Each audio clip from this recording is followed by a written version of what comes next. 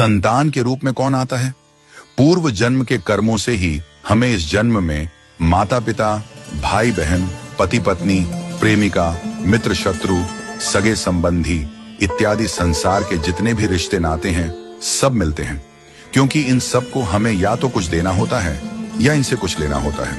वैसे ही संतान के रूप में हमारा कोई पूर्व जन्म का संबंधी ही आकर जन्म लेता है, जिसे शास्त्रों में 4 प्रकार का बताया गया है। 1.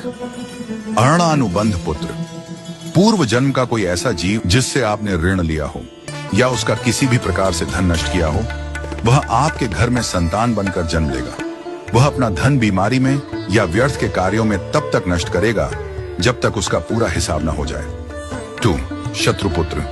पूर्व जन्म का कोई दुश्मन आपसे बदला लेने के लिए आपके घर में संतान बनकर आएगा। बड़ा होने पर वह माता पिता से मारपीट, झगड़ा करेगा या उन्हें सारी जिंदगी किसी न किसी प्रकार से सताता ही रहेगा।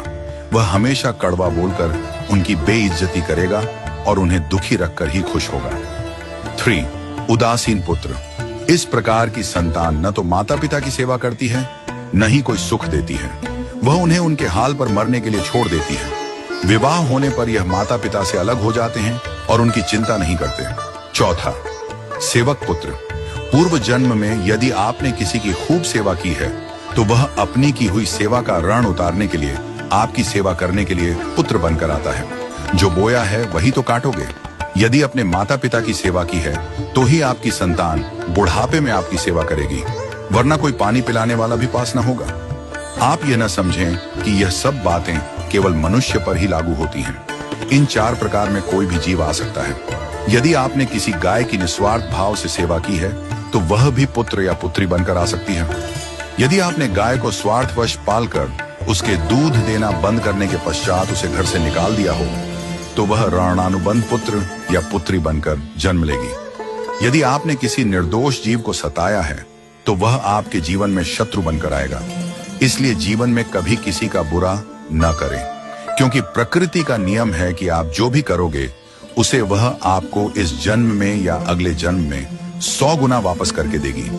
यदि आपने किसी को 1 रुपया दिया है तो समझो आपके खाते में 100 रुपया जमा हो गए हैं। यदि आपने किसी का 1 रुपया छीना है तो समझो आपकी जमा राशि से 100 रुपये निकल गए। जरा सोचिए, आप कौन सा धन साथ लेकर आए थे और कितना साथ लेकर जाओगे?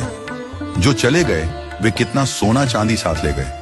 मरने पर जो सोना चांदी धन दौलत बैंक में पड़ा रह गया, समझो वह व्यर्थ ही कमाया। औलाद अगर अच्छी और लायक है तो उसके लिए कुछ भी छोड़कर जाने की जरूरत नहीं है, वह खुद ही कमा लेगी।